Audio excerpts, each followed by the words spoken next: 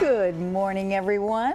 Peggy and I are so glad you could join us this morning, the Thanksgiving weekend. We hope you had a wonderful, wonderful holiday. I understand you had a little bit smaller crowd. We had to share this time, but it was fine. It was lovely and the weather was beautiful. Right. And here we are. It's after Thanksgiving, and guess what? Everybody was trying to take advantage of that warmer weather, but you're just going to have to put on some heavier undergarments and get out there. That's right. Because we're going to tell you about a few fun things today. We are. The holidays are officially underway now, so it's a great time of year. Everybody's getting their decorations up. So the next several weeks, we're going to help you get ready for the holidays. We've got lots of great ideas. So today, you're going to tell us about what? We're generally going to talk about some things that you need to do right now to prepare for a beautiful spring. Because we gardeners have to plan ahead. That's right. You know? That's right. And especially when you're talking about bulbs. And I have had a lifelong love affair with bulbs. Right. And so much joy can come from them over a long period of time. So we're going to talk about that. And then we're going to talk about the bulbs, paper whites and amaryllis, and how you can enjoy those indoors and for the holidays. And you don't have to have boring, empty containers outside. We're going to talk about that, how you can do it for Christmas, but it'll be there all year and into the spring. So here we are.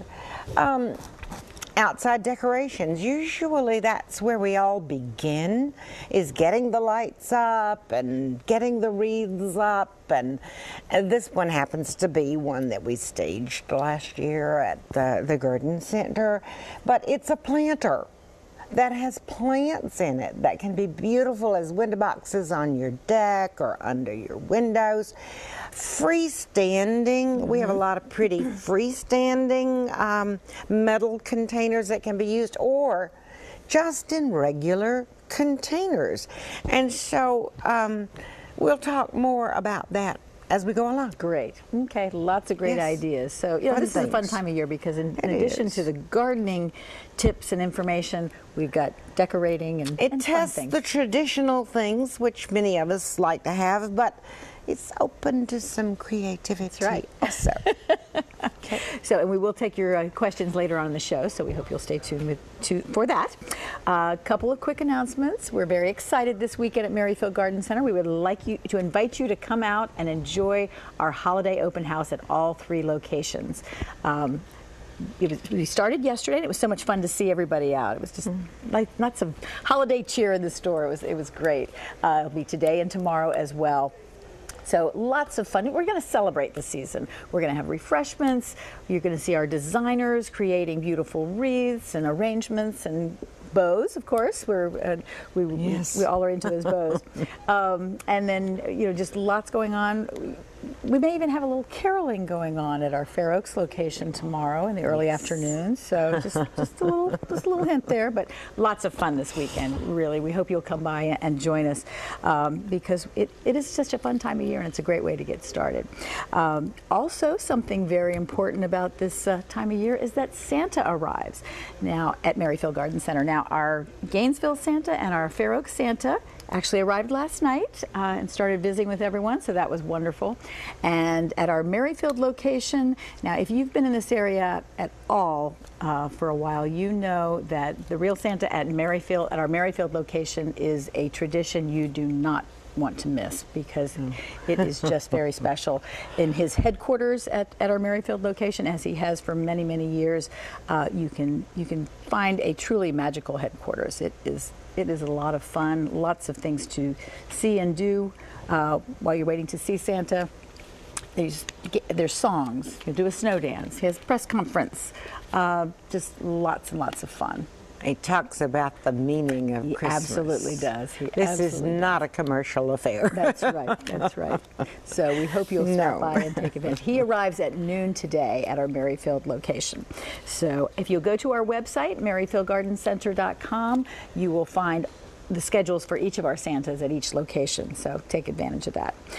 And I was telling Peggy, our new calendars arrived late Wednesday. Yesterday we had so much going on that I forgot to bring one over to show you. So I apologize, but we do hope while you're in, you will pick up a copy of our new calendar, and I promise we'll show it to you next week. Yes, we do all of the pictures and all of the tips and all. It's done in-house. In-house, lovingly put together by, yes, by a committee. And then also wanted to mention next weekend we'll have the last of our holiday decorating classes for this season. We'll be talking about decorating with holiday greens and decorate your home for the holidays. And Peggy, you're going to be doing the greens class as always. Well, I will be doing part of the greens class. I'm really going to talk a lot about the absolute basic things that people need to know when they're doing arrangement, and a few of the creative things. But oh my, Tina's going to come in and step in and help, and she is just so creative, and so I do invite you to come. I know you will enjoy it. Absolutely. Yes. Okay. I do. Well, let's get started. You mentioned window boxes in our first picture. Well, I mentioned window boxes because all of those annuals have come out of our containers too, and they don't need to stay empty. Maybe there were mums in them and the mums are gone, finished, okay? So what do you do now? Number one, you start with your container. You have good potting soil.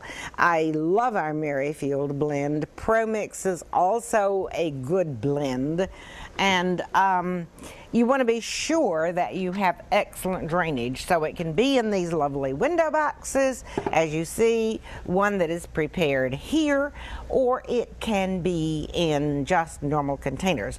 And if we come back to the set, I will show you some of the things that you can actually use in those containers, because obviously you've got to have plants that will fit, that their root balls will fit in and that will complement each other.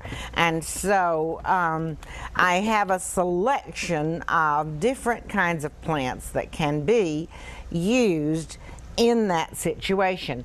There are, and in the 1 gallon plants, in containers by itself, or could have pansies around it. This is a wonderful little spiral evergreen that can be used. And we have many of these at the garden center that can be purchased right now, taken home, and put into these containers. Few evergreens are really beneficial in the center of that. Yes, this euonymus will get to be a large plant, but guess what? It won't in containers because they sort of bonsai themselves, plus they're incredibly easy to trim, and so this could be a nice, bright, welcoming part of your containers now, and then you can either take it out in the springtime or leave it and put things around it. Now, what goes well with that? We have some color pickup here. Beautiful foliage all winter is the heuchera. Okay, it's go to the perennial section. Cameras today. Yes, well, what he just came in on at that moment is the real meaning of Christmas, which is fantastic. Okay, with this heuchera is a good color pickup with this, or go again to the perennial section, pick up Carex, which is an evergreen and can trail over the sides. You have lovely trailing juniper here. Ferns, there are some evergreen ferns, which is beautiful. And guess what? You can also begin somebody's little topiary garden, or in a beautiful ceramic clay container. We got in a wonderful new selection of the little dwarf evergreens. And I have a little dwarf pine in my hand, a little dwarf chamaecyparis. These things are so beautiful, and there are so many pieces of little furniture inside in the greenhouse that can go along with some of these. So if you're looking for a gift that will keep on giving, that's it. So come in and we can always show you these things, but this is how you can have something fun in those containers that will be complementary to the Christmas season, and then you can continue to enjoy it. But But we're going to be back in a moment, and we're going to share some other thoughts with you too.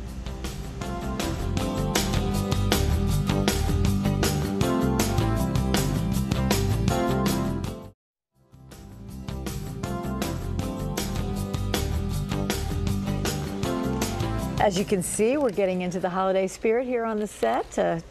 Always trying to give you great ideas for your home. So lots of fun things at Merrifield Garden Center always. Yes, indeed. Well, we were talking about the containers, and Peggy is going to share with us she has a magic potion that she uses, and you promised you're going to share with us. I did. I call it my witch's brew. Kind of like magic potion better myself, but... No, I've actually been using this blend for a number of years, and I'm not going to tell you why it's working. I'm not a soil scientist, okay? All I can tell you is I'm not going to change it. If it isn't broken, I'm not going to fix it, you know?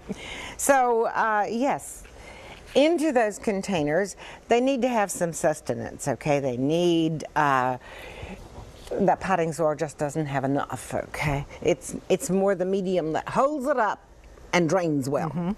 So into these mediums, most of the time when I'm doing containers, I enjoy using the organic things because they don't wash out as easily and they feed over a long period of time, particularly in the winter time. So what you're seeing here is a lineup of Espoma products. One is Plantone, which is a general overall organic fertilizer and actually could be used by itself, okay, if you don't want to get into the others. But what I've also used is, according to the directions, a small amount of the rock phosphate, which is not our problem phosphate. It is the natural form, and it doesn't leach from the soil. Green sand, and gypsum. The gypsum is calcium. And so I use these products to carry through the winter, to feed gradually, and I actually use them all year round in reality. I also am showing there the Soil Moist, used again according to the directions and the size of your containers. Mix it thoroughly into the bottom 2/3 of the soil, and that will help hold the moisture. It doesn't take the place of watering. Generally, when I thoroughly water in my containers, right now, while I'm finishing up with some of my winter things, once they're thoroughly watered, if we get a good rain during the week, you don't have to worry about the containers, okay? Now, I keep an eye on them. If they get terribly dry, then I'll take a watering can out and give them a bit of water, okay? So that's the container thing for outdoors. Then we need to think about the indoors. And some of those things that can give us that additional beauty inside our house. And I really want to share some experiences with you. One of them is amaryllis. Again, I've always had a fascination with amaryllis because as a child, we always had rows and rows of amaryllis in the garden. My mother actually crossed them, hybridized them, and so forth. And of course, down south. We know where you got your love of gardening. Yes, of my mother. And so we have gift boxes. They're wonderful, wonderful hostess gifts, or for that person who's got everything and enjoys flowers, because they can enjoy these and they can either dispose of them or they can keep them growing inside the house. And then you need to liquid feed, okay? So we have that one. Now you know what? I am going, oh, it's right here. I did a better job of this than I thought. Okay. Then we have something that is spectacular. This is nice. This is better. Okay. This is a jumbo amaryllis, and there are many different colors on this, okay? It will throw up at least 3 bloom spikes, and it's totally Beautiful. Needs to be potted up, okay, in a container. Now, I have brought a size container that's appropriate for this pot. It has a little bit of growing room. It has depth that will hold it. But I put into the bottom of this, and in all my containers, a piece of landscape fabric goes in the bottom, okay? A few stones, good potting soil, and I want this bulb deep enough down in here to cover it right up close to its neck so that it won't fall out of this pot. It may require a pretty branch or something for some staking, and the depth of this pot is good for that, okay? And you will need to liquid feed this every couple of weeks, half strength, to keep that bulb growing. Okay. Now, I think I have some pictures We do. here, We have right? a couple of pictures of the finished product here. Yeah, I want to show you how diverse these things are. Beautiful. And I don't even remember all of the names of these, but some of, and it doesn't matter. Just go in and pick the one that appeals to you. This one is called Fairy Tale. And the next one is a beautiful red, yes, Pamela, this particular one is. And the beauty of it, when you have these 3 spikes coming up, they don't all come and bloom at the same time necessarily. And so you've got bloom over a really long period of time with these amaryllis. I think it's just incredible. And in the next picture, this is how I use them. Often in my bay window, and I will buy them and hold them to aim for after Christmas when I need some after Christmas joy, you know. And you can see the snow on the ground outside. It's just delightful, but now's the time to buy them, put them in a cool place, either get them started or hold on to them for 2 or 3 weeks and start them and aim for January. Okay. And one quick tip, we have time for one more quick tip. We also have another thing that you can enjoy inside for Christmas, or again, buying the bulbs and holding on to them in a cool place, not freezing, cool. Paper whites. Paper white narcissus are one that will not live outside here in this area. They like the deep south, okay? And I love to save the amaryllis because I've known people who've grown those and taken care of them for years, and they just get bigger and bigger if you do it right. With the paper whites, that's another ball game. I usually just throw them out and say, ooh, you done good. But these can be planted either in soil, the way I described the amaryllis, potting them down in the soil so that they have stability, okay, and come up. Or they can be grown in water with pebbles, and then you need to keep the water away from the tippy top of the bulb. Very nice. Enjoy. Smell them first, because one may be good and a lot may not. Ooh, okay. Because some people don't like the fragrance. Right. So we have them in bloom in the greenhouse. Go in and take a whiff. I like it. We're going to take a quick break and we'll be right back.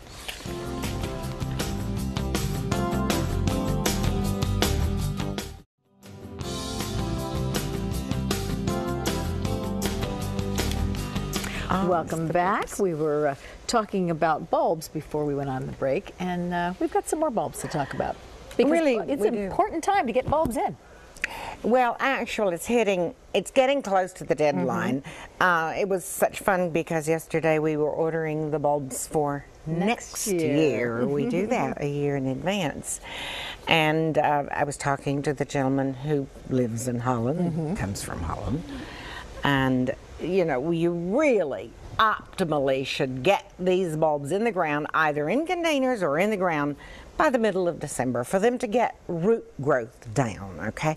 Yes, you can plant them later, but it isn't as successful, particularly, and there are variables to that.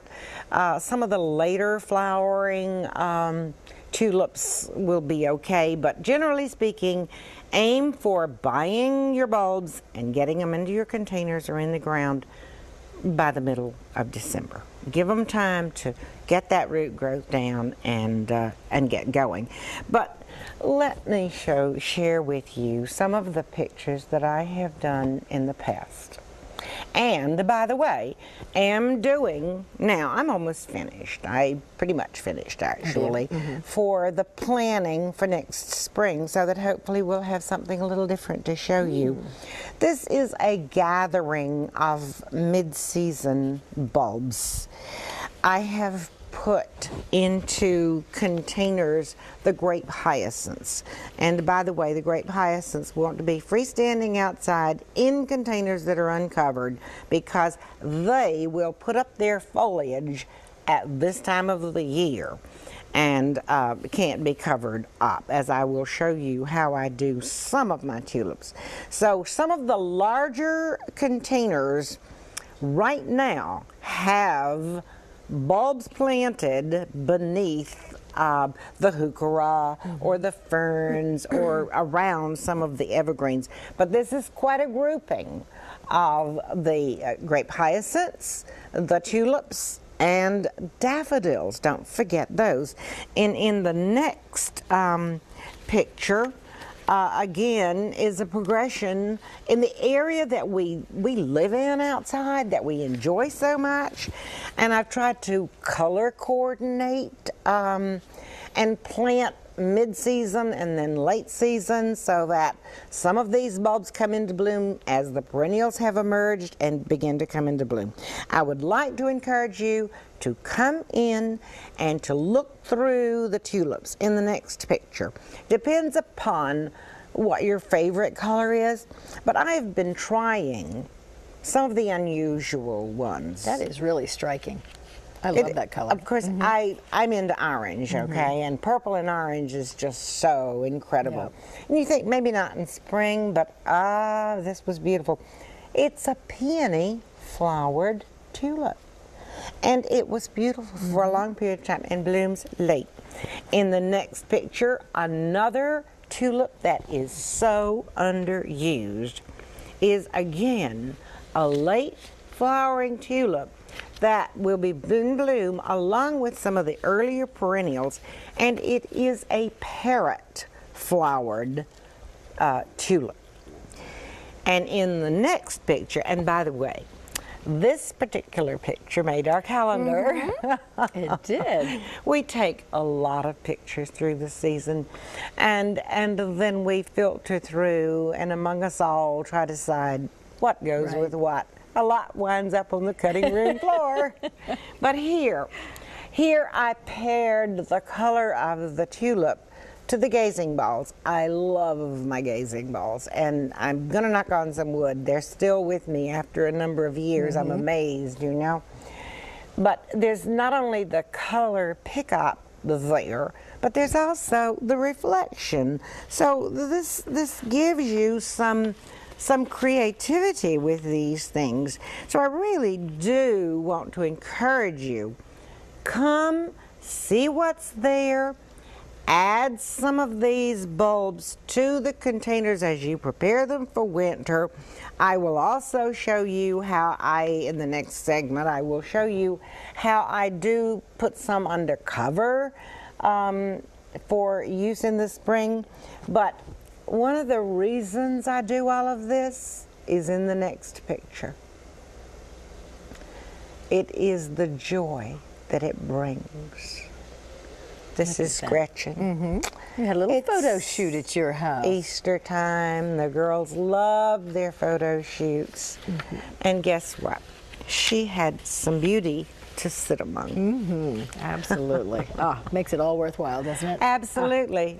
Why not? Oh, that's great. Okay, when we come back, we've got some more bulb tips for you to make your garden beautiful. Stay tuned. Right.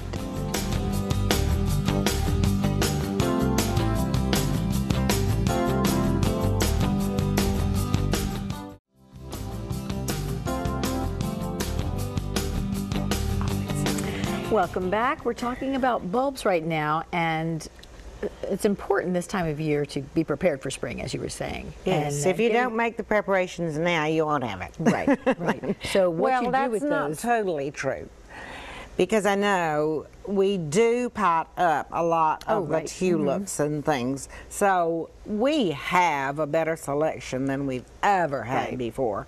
And it gets better every year that you can purchase in the spring. But the moral of the story is, do it now if you can, okay? Now, I told you that I place a few bulbs. You can't mass them in containers when you've got an evergreen and you've got perennials and you've got pansies, because those are the things that give you the joy and the accent over winter. So you just want a few in that kind of tulip that can come up among them and to be enjoyed, and then often has to be cut back because of the foliage situation later. So you want a few in larger containers that you're going to leave outside. Okay, you're going to tell me I may lose that container over winter. Well, you might. I do every now and then, but it is amazing that I don't very much. Don't leave clay containers or ceramic containers sitting on wet soil.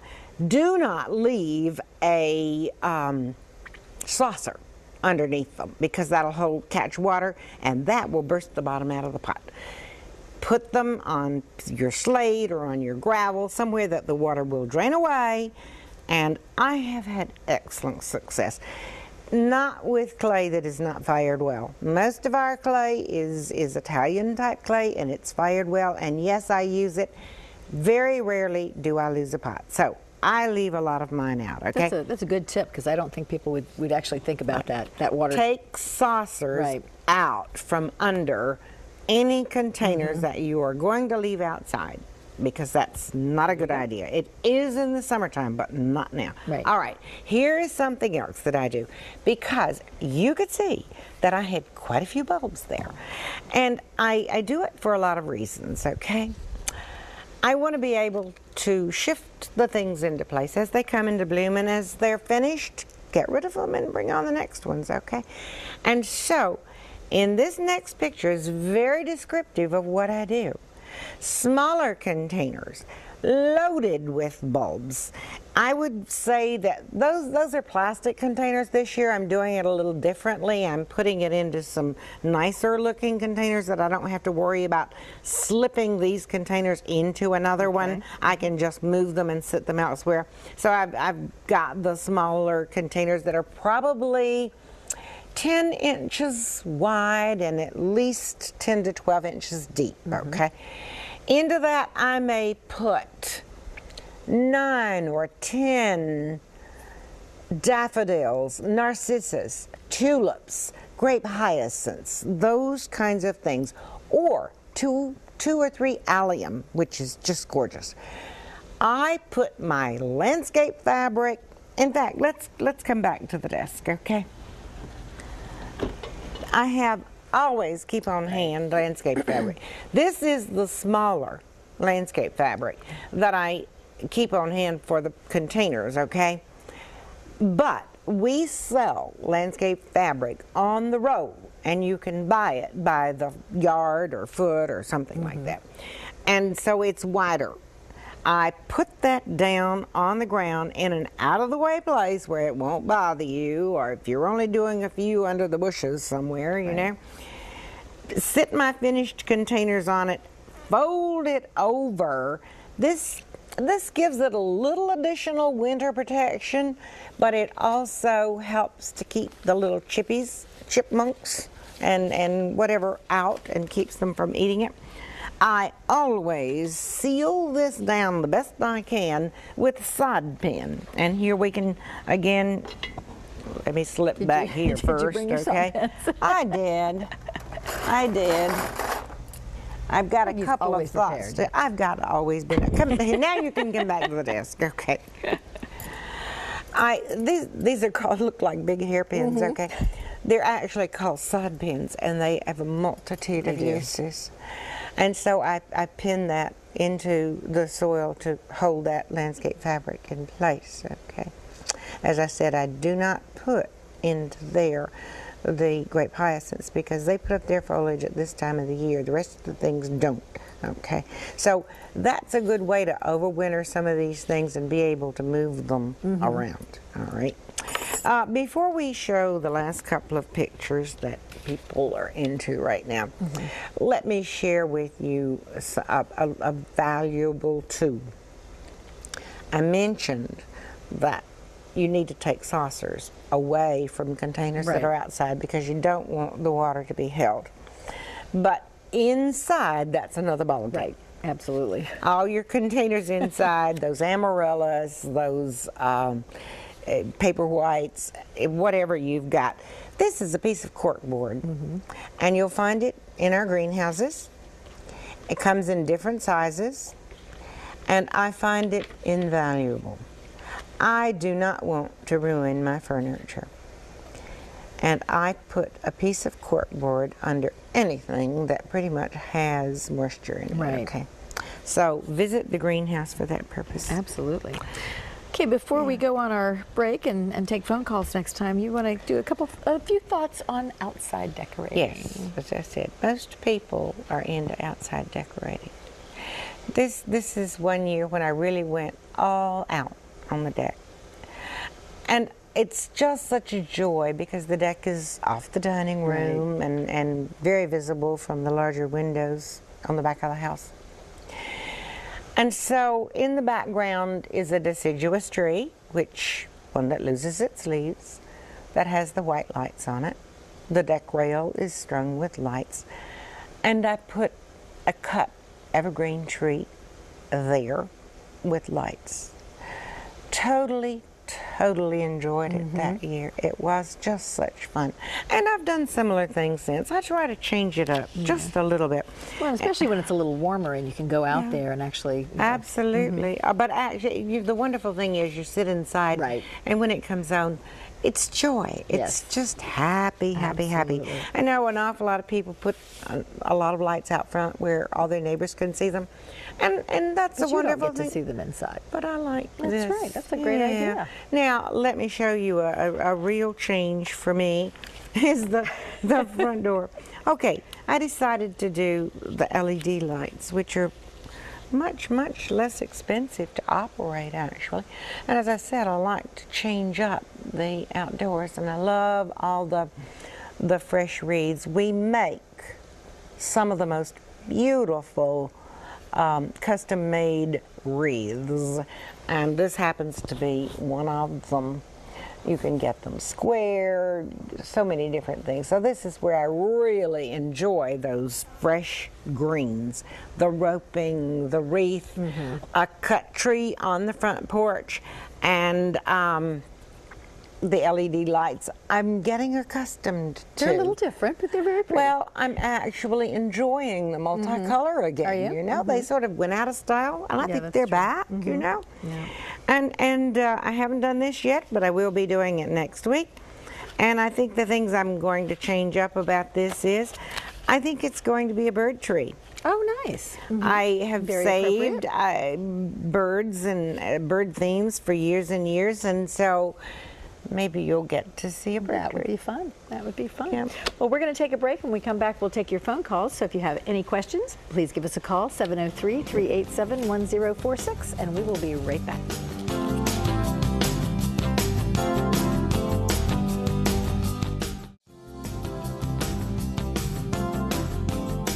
I'm the wrong way. Welcome back, everybody. We're we have so much fun during the break.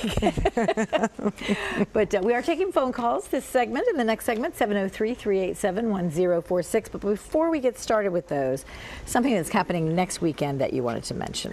Absolutely. Well, it was wonderful that he's used on a couple of the bump shots the beautiful nativity set, because for many of us that's the meaning of Christmas. Right. Okay, and with all of our decorating and all of our haste and all of our things that we think we have to do, we need not to forget why we're doing it, okay? Right. And part of that is the Advent wreath. Right. And Debbie actually has in her hand some beautiful candles, and she has a very simple little gold ring that you can put it into and can do candles. But I want to share with you that I did not bring it today, but we make really beautiful Advent wreaths, whether they're all boxwood or all mixed greens.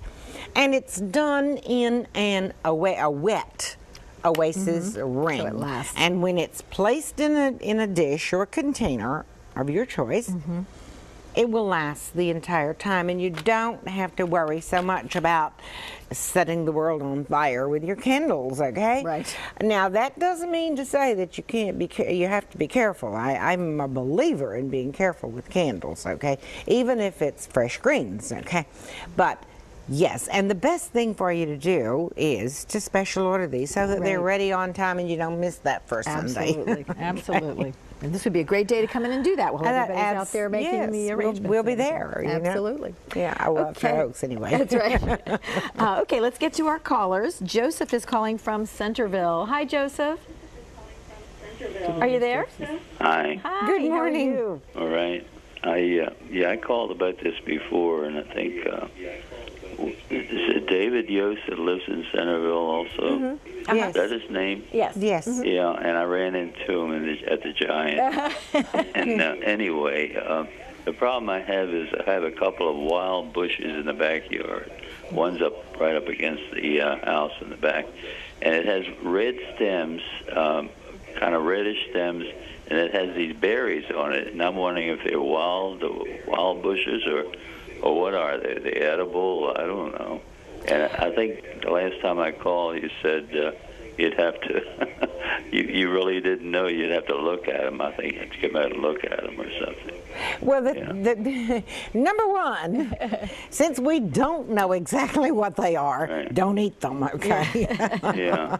I often wonder how many people survived testing out what was and was not edible, okay? So don't eat them.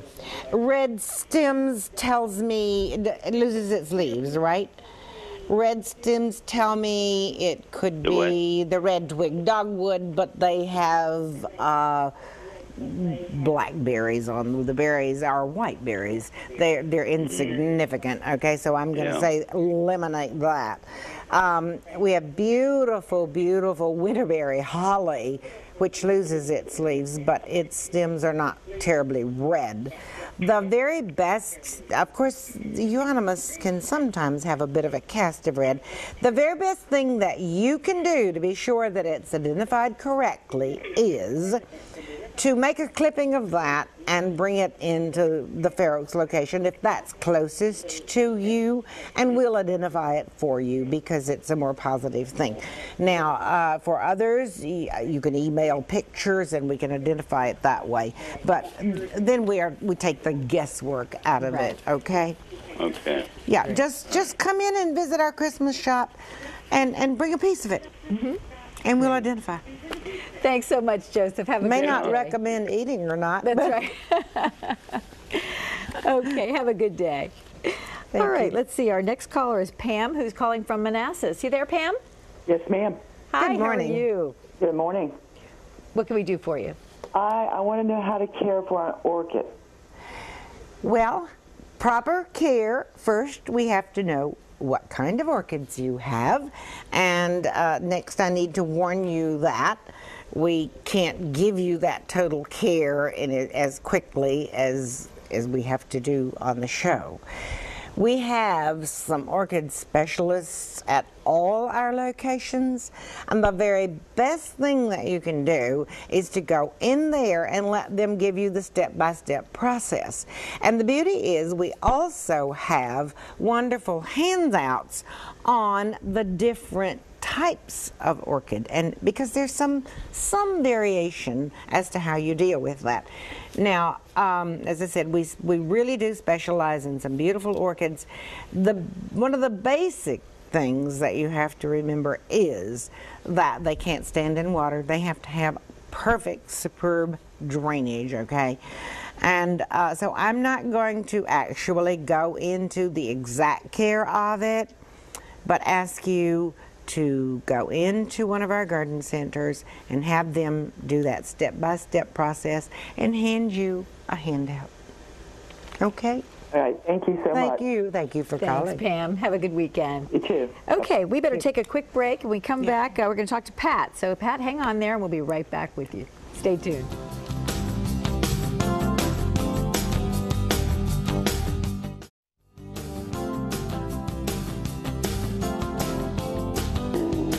Love the owls and the birds. Apparently, we have several trees that are just loaded with these wonderful owls and nature, you know. And some of them are glass or they're all collectibles. Right. But it's such fun. It is It such really, fun. because I like owls. Okay. And we have so many wonderful themes this year. Yeah, it's new fun. themes and traditional themes and that type thing. And so it is fun. It's very Yeah, fun. it's fun. Love this time of year. Okay, let's get right back to our callers. Let's see. Pat is calling from Noakesville. You there, Pat? Yes, I am. Thanks so much for holding. How are you? Good I'm morning. Thanks. Good. What's your question? I noticed earlier that showed a gazing ball in Yes. in the garden, or whose one's garden. It's my Peggy's garden, garden. yes. And I've had a beautiful multicolored one for years. I always bring it in through the winter, but now my question is it how winter hardy is? Well, you know what? I'm never, ever, ever going to tell any of you to leave a gazing ball out over winter. I have done that from time to time, and it's absolutely beautiful when the snow sort of piles up on it. But I keep expecting to find them broken. I have no guarantees on that. So if you've had this for a very long time, I'd still bring it in over winter.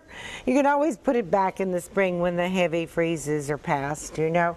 Now, I did bring them in when really heavy winds are predicted, because I get small branches. We're in the wooded area, and I get small branches down, and I think that's not good. Okay? So bring it in. Thanks so much, Pat. Have a great weekend. Well, thanks so much for calling me. Bye-bye. Take care. Bye-bye. Okay, let's see. Brenda is calling from Arlington. Hi, Brenda. Good morning. Morning. Good morning. What's your question? Well, I've got two quick questions. What do you plant your tulip bulbs in, Peggy? What do I plant them in? I use my potting mix, okay? Just any general potting mix? Well, all potting mixes are not created equal. I'm partial to our Merrifield brand because we formulated it, okay? Excellent drainage. I know that ProMix also makes a very good potting soil, okay? And I'm sure there are other good ones out there too. I'm partial to Miracle Grow for some reason. It works in my neighborhood better. Miracle Grow is fine. Use it. Okay, now, do you mulch over them or not? Oh, I'm so glad you said that. Into the top of all these pots, I put at least an inch, and leave room for it when you're potting it up. Understood. At least an inch of small gravel. It can be the pea gravel, it can be the little river jacks, it can be that red stone, okay, Seminole chips. It does two things. You're It helps partial to to orange. I don't like orange. I like red. No, then do the red Seminole chips, okay? Yeah. That's what I'm partial to also. But it helps to keep the squirrels from digging in. Right. And it also helps to keep the soil where you want it to stay. So, it has a lot of good uses. So it won't freeze up and explode? No, it won't. No, okay, good. And It's I've got fine. the landscape fabrics now. Go for it. My hairpins have all been stolen by the squirrels, the birds, you name it. Go for it, babe. Okay, now the other question is. Oh, by the way, I've wintered over seed geraniums in my crawl space. Believe it or not. Did you? Good for you. Yeah, you just cut back the foliage, you give them some water, and you stick them in the crawl space. It's crazy. No, well, some people hang them upside down. It never worked for me, but thank you for sharing. No, I can't do that upside down. Now, I've got a quick question, and I'll come into the store. How do I get rid of the mulberry bushes that the birds plant? I have tried every kind of poison on them. I've painted them with Roundup. I've sprayed them with Ground Clear, and I can't get rid of them. I'm not going to keep you any longer, but you got any ideas? I live closer to the Merrifield one, so if anyone's got any ideas, let me know. It's called to dig it up, babe. Thank you. Yeah. Thanks so much. Bye-bye. Nice to talk to you. Take care. Okay. Okay, let's see. Barbara's calling from Indian Head. Hi, Barbara. Hi. Good morning. Do you have a quick question? My question is doing forced crocuses. I bought a bag of crocuses at your store, and I've had them laying in my house because I haven't had a chance to put them in the ground. Right. And they're starting to bud. the green sprouts are coming up. Yeah. And my mother's is in the hospital, so I thought, well, maybe I'll put them in a nice dish and let them go ahead and bloom since they're already started. But can I put them in the ground afterwards? No, let's back up a little bit. What you're seeing there is, because they're where it's warm, what you're seeing probably is a little foliage, okay? Almost all these bulbs require winter chill to bloom well. Everything they have to produce a nice blossom is contained within that bulb already. Right. But what it needs is chilling. This is why tulips don't do terribly well in the deep south, because it's not cold enough, okay? And they require 8 or more weeks of chilling. And one of the beautiful things I know at the Fair Oaks location is ours has been outside now for several weeks. However, if you get things in the ground right now, it's going to have that chill time. So I'm going to tell you, go ahead and put those crocus in the ground outside, because they're not going to force well for you, okay? Okay. It won't work well. Okay. So just go ahead and put them in the ground outside. Okay. All righty? Thank you. Thank you. Barbara, take care. Bye. Well, Bye-bye. unfortunately, we have run out of time. Great show, great information.